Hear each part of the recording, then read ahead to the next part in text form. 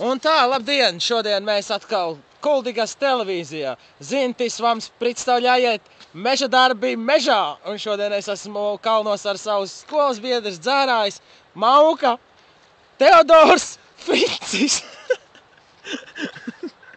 Nu kā ir Friču? Skūdīgi, dīrs ir tik savu. Paienu, neko dīķis asalūši.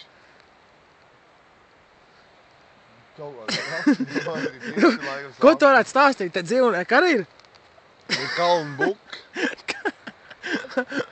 Vairāk reizi iekāp viņi izkāra riemos kājas gan slīdē, bet pārcietām to visu. Latvijas karogu nepaņem un līdz tā būtu iedūruši, tur gan mēs neesam pāraklījuši tīms. Man laikam Frits pirksti pams, tas normāli kalnos? Tas ir augstumā. Vai tas no lieliem maliem varbūt? Nu, arī varbūt. Un šodien raidījums beidzās. Nākošanai tiekamies, es jums reklamēšu Husqvarna 254. Un te mēs kokus iezāģēsim Skotijā. Sarkans. Es sūcos ar vīrieti, piderei.